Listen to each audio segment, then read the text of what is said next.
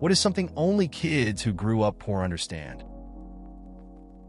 Being afraid to ask for things because you know the answer will be no, and getting used to not being able to afford things.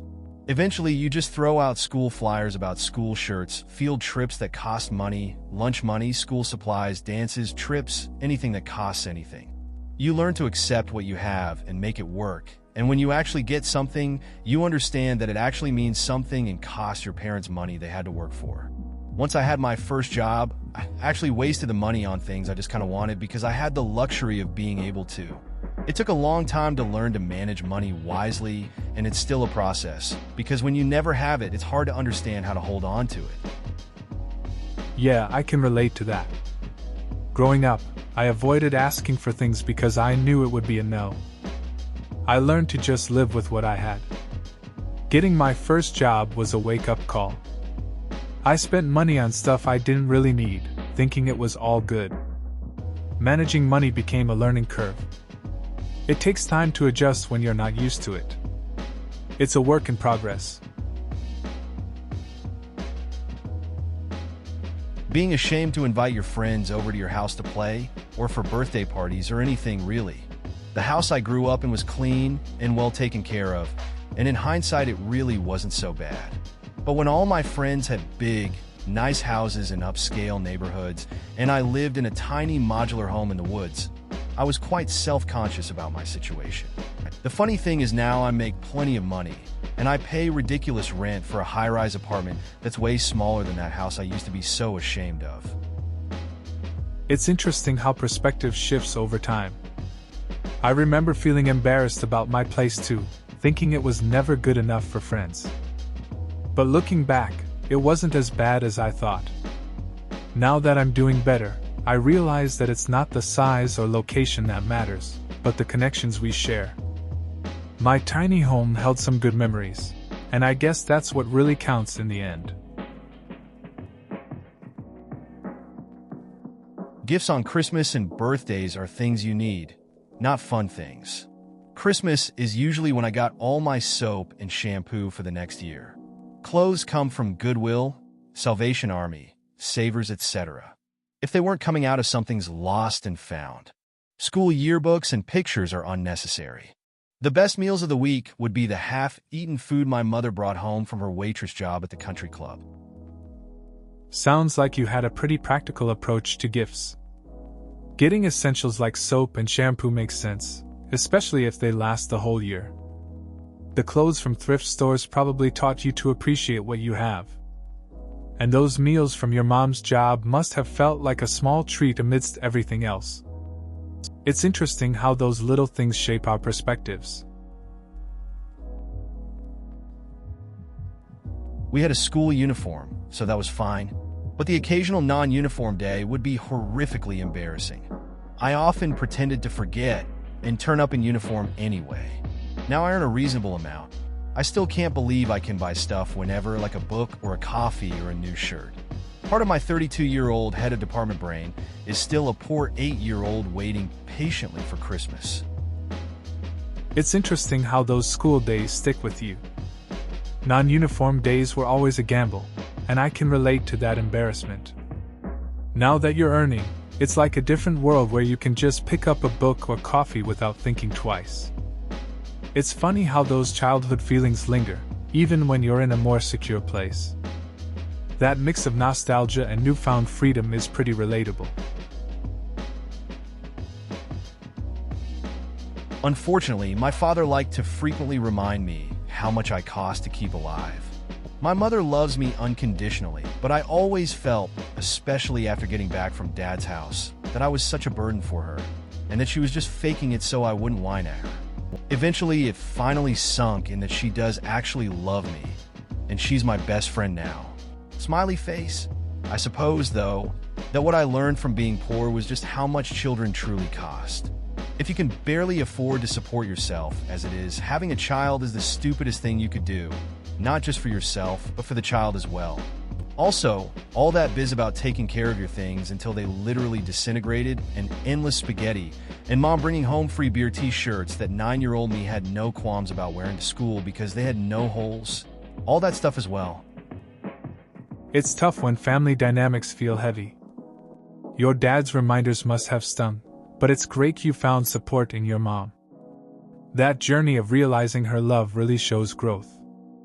The lessons from hardships can be harsh, like understanding the costs of raising kids. It's interesting how those experiences shape our views, from the basics of life to even the shirts we wore. Simple things often carry deep meaning. The feeling when you see a parent concerned or overhear parents discussing over financial woes and you go and get the few dollars you have saved up and bring it to the table and say, "Here, Mom/Dada, I don't really need to save up for that, whatever. I heard you crying/, saying that we needed money. I want to help, then throwing your bank or $2 to $3 on the table and offer it up for survival." Followed by the feeling of trying not to cry as your parent grabs you up in their arms, also fighting back the tears and says, "No, honey, that's all right. I really appreciate your offer, but you keep your money. You save it. We will be okay. I promise." Edit. Not that. Anything like that has ever happened to me. It's tough to watch a parent struggle. I had a friend once who did something similar. He overheard his mom worrying about bills. He went to his piggy bank and offered her what little he had. It was a sweet but heartbreaking moment. She turned him down, telling him to keep it. They hugged, both trying not to tear up. It showed how deeply kids can care, even if they don't have much. How to take care of your shit. I grew up a poor kid in a very rich school district. It amazed me at every turn how callously people handled or treated their possessions. My friends' families would just destroy furniture or tools or vehicles or clothes or any one of 1,000 things like it was nothing, because they never had to deal with it because their parents did everything for them, and B, they had enough money to not care. My friends who come over to my house now still don't understand, and they get frustrated when I ask them to stop doing things. Little things: don't bounce coins off my wood furniture, don't spill shit all over the place all the time, don't just leave glassware lying out everywhere where it's bound to get knocked over, don't leave books lying open face down, put up food you don't eat, don't just sit on everything. When you're poor, every possession is valuable, and you have to take care of them to make them last. Edit. Damn. All the responses in this thread hit close to home. Sad face. I get it. Growing up, I had a friend like that. His family treated their stuff like it was disposable, while I was taught to value everything. When they came over, it was annoying. I'd ask them to be careful, but they just didn't get it. They thought I was overreacting. It really showed how different our backgrounds were. Just made me appreciate the little things more, I guess. It's really not things I did, it's more like the things I didn't do. I'd always hear about my friends going on some wonderful vacation or getting some kind of great present for their birthday or Christmas. Field trips, retreats, summer vacations, all of it. Meanwhile, I was sitting at home playing SNES the whole time. That's not a dated reference, BTW. I'm fucking 20. I get that. Sometimes, it feels like life just passes by while you're stuck in your own bubble. I remember my friends talking about their trips, and I was just playing games too. It can be a bit lonely, but those moments with your favorite games are still kind of special in their own way. Not every experience needs to be grand, you know? Just chilling and enjoying your own thing has its value. That a ramen noodle packet with the flavoring plus cut up hot dogs with canned corn, carrots, and peas or some other combination of canned vegetables was the best fucking dinner ever. Makes me truly appreciate my parents all that I have now, and I treat my parents or cook dinner for them every chance I get. That ramen meal hits differently. It's simple but brings back good memories. I remember making meals like that with my friends in college when we were broke. We just tossed in whatever we had in the pantry. It was basic, but those moments mattered, you know? Now, I try to cook for my family whenever I can, just to show them I appreciate all those simple meals we had back then. not having a choice whether I wanted to work in high school or not. As soon as I hit 16, there was no option. I had friends that drove in a car their parents paid for, went out on the town using their parents' credit cards, etc. I'm grateful that I was responsible for myself early on because it's made me a self-sufficient adult. I can relate to that. I started working young too, right around 16. While my friends were enjoying their free time, I was focused on earning my own cash. It wasn't always easy, but it taught me a lot about responsibility. Looking back, I'm thankful for those early lessons. They shaped how I handle money and independence now. It's weird how those tough times can actually help in the long run. Sometimes, most of the time, you can't get what you want. With time, you start wanting less. This actually still happens now. I earn money, not much, but in my country it's medium wage, and I never feel the need for it. When I started to work, this was a big problem. I didn't have that drive for more. I still don't buy some of the things that I didn't have in childhood. I think I could easily earn more, but I'm satisfied. It's true that wanting less can change your perspective. I remember a friend who felt the same way after getting a stable job. At first, they struggled with the idea of not chasing after more money or stuff. Over time, they learned to appreciate the simple things and found happiness in what they had. It really showed that sometimes less is more, and satisfaction can come from within rather than from material things. How to occupy time. When I was a kid, I had a used bike from Goodwill, a library card, and the outdoors to occupy myself. Mind you, I grew up in the city, so we're not exactly talking rolling hills to play on or rivers to swim in. My mom would kick us out of the house every morning during the summer, and it was up to me to figure out how to spend my day without spending any money. My 2 toddler nieces, God love them, but they have an entire basement filled with toys, a pool, a huge backyard, tree house, and a dog. And still my sister has to spend all summer gallivanting with them to parks and day camps and malls and all manner of things just to keep them entertained. It's interesting how times have changed. I mean, I remember just biking around and exploring the neighborhood. Those days were simple. Now, kids have all this stuff but still need constant entertainment. I wonder if they're missing out on the fun of just being outside and figuring things out on their own. It's like they have all the toys but none of that freedom we had. Back to school shopping. My mom used to pick up a second job in the summer so we could get clothes for school. One summer she got a job at Kmart and then got the Kmart credit card, which could also be used at Sears. That was a hell of a year. First pair of Nikes happened that year, 6th grade. That sounds like a big deal. Getting that first pair of Nikes must have felt cool, especially after your mom worked hard to make it happen. Back to school shopping can be a memory for a lot of people. I remember waiting to see what new stuff my friends would show up with too. It made starting the year feel a bit more exciting for sure. I really, honestly think that I appreciate my belongings more than my friends who grew up middle class or rich. When we were growing up, we had shelter, but rarely would have real food, mostly ramen, bologna sandwiches, things like that, or many expensive things. Shopped at Goodwill, all of that. So when I got a Game Boy Advance for my birthday in 6th grade, for example, that my dad saved all year to get me, I cherished the thing like it was gold. Meanwhile, other kids my age were complaining about how they didn't get the right color or the right game. My mind was, and still is, blown when people are so unappreciative. Someone gave you something for free as a gift, and you're going to complain that the awesome, expensive, free thing wasn't the color you would have preferred?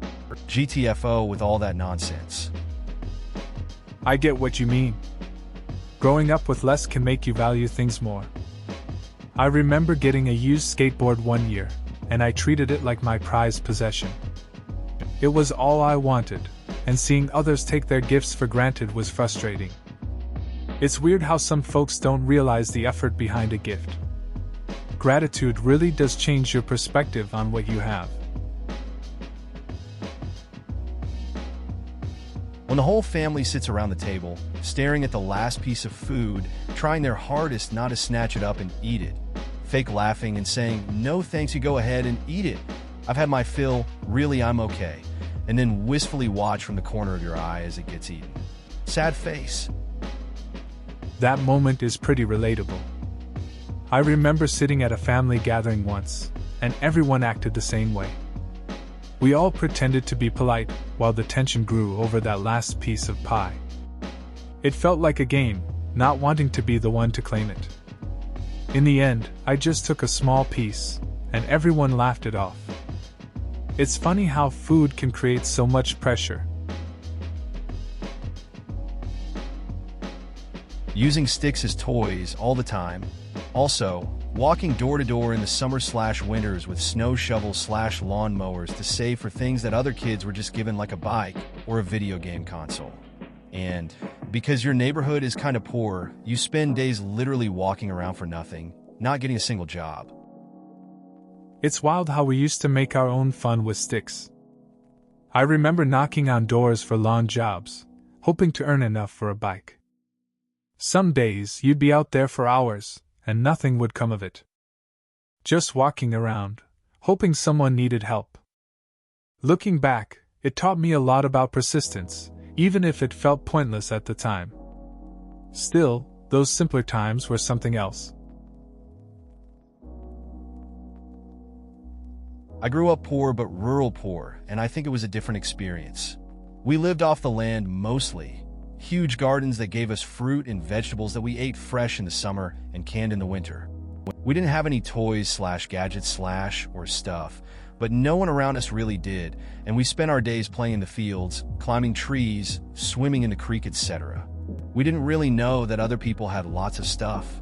Once a year we got store-bought cookies, and once a year we went out for a breakfast bagel. Otherwise everything was home-cooked/baked. Again, we thought we had it made. We had no idea others did this all the time. We took family vacations and camped in free places and played at the beach. We never hired anyone to provide any kind of service. Either my parents fixed it or a friend would help, but it was all in-house jobs. We ate very simply but pretty healthy. We did drink powdered milk and lived a very, very simple life, but it was a very happy one. Sounds like a solid upbringing. Growing up rural with that kind of lifestyle can really shape your perspective. Always being outside and living off what you grew must have made you appreciate simple things. I guess when you're not exposed to the hustle of consumerism, you just enjoy what you have. It's interesting how you thought everyone lived like that, but it was just your normal. Simple can really be satisfying. When you're younger, getting really excited for the new clothes, which are actually very old and secondhand, and then later growing up and feeling self-pity for never having experienced real clothing shopping and choosing the clothes that get to go in your closet, and feeling embarrassed and ashamed that you used to brag about these new clothes when they probably looked to everyone else like stain-filled declarations of your wealth or lack thereof. Oh, and not wanting to let people know you reuse and basically only use the plastic-free spoons and forks from the mall food court and plastic one-time use party bowls from the dollar store. I can relate to that vibe.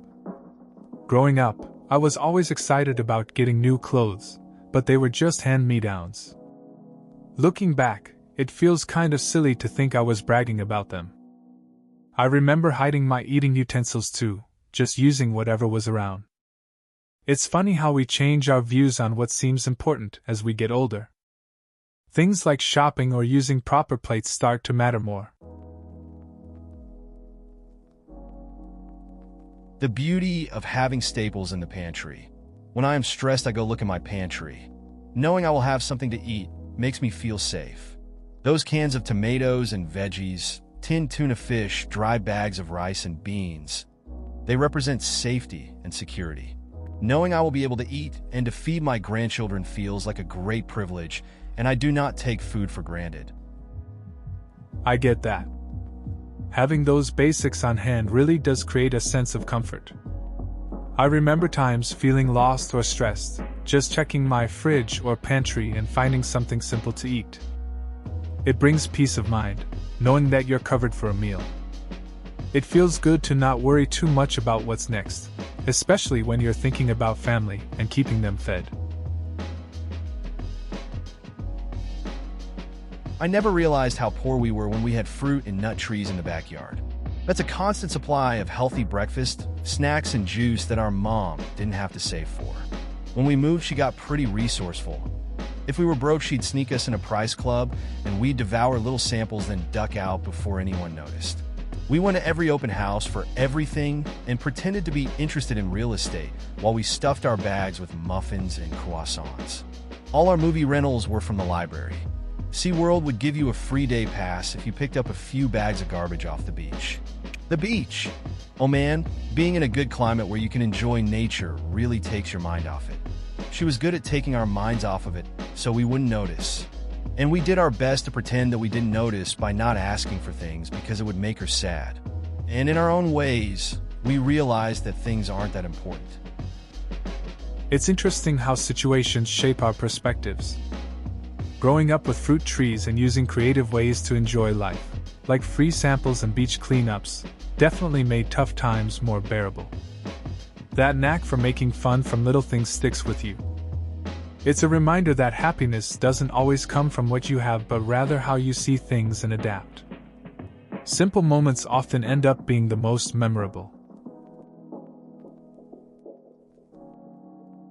I grew up pretty poor, and still kind of am, and my SO's family is pretty well off / upper middle class, and every time he comes to pick me up to hang out or something, he and his family are always super judgmental about the area I live in, which isn't impoverished or anything, but it's certainly not a gated community like their house, and makes super condescending remarks like, "Oh, looks like that house is falling apart. Hope we don't get shot or something." And it just breaks my heart because this is where I grew up, and really all I know, uneasy face. It's tough when people don't see past their own experiences. I remember a time when I took a friend home, and they made similar comments about my neighborhood. It stung a bit.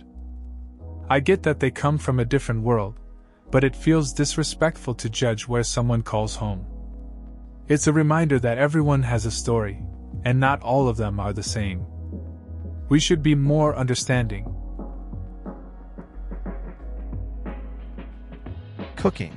The luxury of going to a grocery store and choosing exactly what you want to eat, taking it home, preparing it, cooking it in decent cookware in a nice kitchen. Having more spices in your cupboard than salt and pepper. Baking. Never having to eat plain white bread again. Never having to eat food from a can or have cereal and dry milk for dinner. Never having to eat hot dogs for dinner 3 nights in a row. I remember when a friend first got into cooking.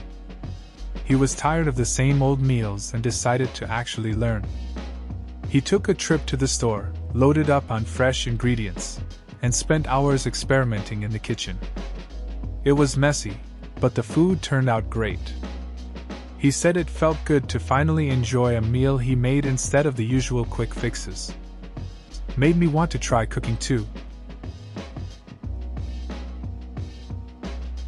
I was always lucky enough to have a supportive extended family and a house we bought cheap, but we had some rough times. I'd say it is having to look at your parents who are teary-eyed because they can't give you what others can. One of the most harrowing scenes in any movie for me is in Billy Elliot when his dad just spends Christmas crying because he can't afford to buy his kids anything. Luckily, we are very comfortable now. It's tough seeing your parents struggle. That feeling of wanting to support them but not being able to is hard. I remember similar moments with friends who had it rough. It's a weird mix of gratitude and pain, you know? I think that's what connects us, those quiet struggles. But it's good to hear you've ended up in a better place. We all deserve some comfort in the end. That being financially stable at a young age is easy.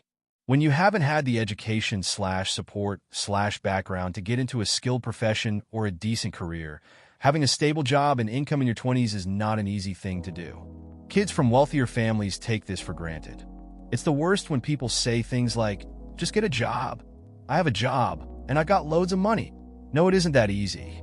And I can get a job, but it's going to be a shitty service industry job to put myself through university so I can start a career in my 30s. It's tough when people don't see the bigger picture. Some of my friends grew up with a safety net, and they often don't realize how hard it is for others. I worked a few low-paying jobs to save for school while balancing life stuff. It feels frustrating when you hear comments that dismiss those struggles. It's a long road, but just trying to keep my head up and focus on the future. Self-reliance on a household level. My parents worked very hard to provide materially, but my extended family was either hundreds of miles away with their own problems or junkies and other assorted trash. When I met people who came from decent families, I realized how much we lived without a net. If you have some relative to fall back on, you can take a lot more risks. We had nobody, just my parents' jobs. Poor kids learn to fear risk, and that's one of the reasons that the cycle always repeats. It's kind of tough growing up like that. You see other kids who have support and can try new things. When you don't have that safety net, it makes you more cautious. My friend had a similar upbringing, always weighing the risks because there was no backup plan. It's wild how that shapes your view on life and opportunities. You end up being more careful, just trying to survive. Having to eat the same damn food pretty much every day. It's amazing how far a few whole chickens a week can feed a family of 4. Sort of like the shrimp guy from Forrest Gump. Baked chicken, chicken and rice, chicken and dumplings, chicken soup, chicken tacos, chicken with chicken. Must admit, everyone has insane cooking skills because of it though. Yeah, I get that. Eating the same thing can be a drag, but it does get you creative in the kitchen. With all those chicken dishes, the family probably knows how to whip up something good now. At least you won't starve, right? Plus, who knew chicken had so many varieties? It's all about making the best of it, I guess. Finding entertainment out of nothing. My family, me and my mom, used to always be on the move. She tried her hardest to make it within the area, so I could still attend the same school, which was great. However, at home we could not afford anything. We only had the basic necessities, microwaves, mattress, and some baskets of clothes. We didn't have a TV nor any form of technology, so I would just go to my backyard, or sometimes it'd just be a small piece of land, and look for some things to do. One particular memory that stood out was this house we had moved in for a few months. It was run down, leaked a lot, and there was nothing to do. It was also filled with lots of slug, who after observing with disgust and interest I ended up playing with. They were my friends for a few weeks, until my mom found out and advised me not to play with them anymore. She tried her hardest, and now we're in a much better and stable situation, but I won't forget the hard times we went through for her to pull us through. She always tried her hardest for us, smiley face. It's interesting how you can find fun in unexpected places. That time with the slugs showed creativity, even if they were a bit gross. Your mom's effort to provide for you really stands out. Living in tough conditions can teach you a lot about resilience and appreciation. It's good to hear things got better for you both. Those memories remind you of the journey and what really matters. I already have one post, but I think this one deserves its own. Making it onto the sports team in high school, then realizing you cannot afford the equipment shoes. Without months of saving, I borrowed a pair of cleats from another player with similar size feet for 2 months while saving to buy my own set. That's a familiar scenario. I remember a friend who was really into basketball but didn't have the right shoes. He ended up borrowing some old pair from another teammate. It wasn't ideal, but it helped him stay in the game. Finally, after saving up for a while, he got his own pair and felt a lot more confident on the court. Sometimes it's about finding a way to keep playing. The hardest part for me was adapting outside of my usual lifestyle. Even the silliest things, I remember being invited to a sleepover in 7th grade and going into McDonald's for the first time. My friend's mom asked what I wanted, and I foolishly admitted I did not know because I had never been. I may as well have been an alien for the looks and whispers I got from the other kids. Later in the night, it escalated into outright jokes and exclusion. As I got older, I learned to observe what everyone else was doing in order to blend. People assumed I was uptight or shy, but in reality, I just didn't want to embarrass myself. That's a relatable story. I can see how tough it must have been to feel out of place. It's interesting how small things can have a big impact. Kids can be harsh, especially when you don't fit the mold. Adapting by observing is smart, though. A lot of people probably go through similar experiences, just trying to find their way without making waves. It shows how awareness can help in social situations. Being able to make a really great meal out of stuff you'd not otherwise considering being able to use. For example, spaghetti and meatballs. I have no pasta sauce, but I do have beef and pasta. I also have salsa, the kind that comes in a jar for chips, several packages of taco seasoning, the tomato sauce that comes with it, tomato paste, and V8 juice. You can use clamato as well. Just about tomato cocktail will do as long as it's that kind of thick sort. Mix the taco seasoning with some V8 juice in a pot. Add your tomato taco sauce as well as the salsa and tomato paste. While that is heating up, cook your pasta and meatballs. When your meatballs are nicely brown, add to your pasta sauce and cook until thickened, then pour over your cooked pasta. This is actually really delicious. I once had to whip up dinner with whatever was in my fridge. Grabbed some leftover chicken, a bit of rice, and found a half jar of salsa hiding at the back. Mixed it all up, added some spices, and let it simmer. It turned out surprisingly good. Sometimes the best meals come from improvising with what you have on hand. Just goes to show, you can make something tasty no matter what. Being called out for wearing the same clothes and shoes your brother wore a year ago. Not being able to buy new textbooks, so you have to use old ones which are already filled in. Eating from cans twice a week. Eating the same meal 3 days straight. Not buying anything when your friends decide to go to the grocery store. Making a lot of jokes, so hopefully people won't notice how desperate your home situation actually is. It did make me care a lot less about what other people think about me, though. I hear you. It's tough when you can't keep up with what everyone else is doing. Wearing hand-me-downs and using old books can feel pretty humbling. Eating the same thing for days gets old fast too.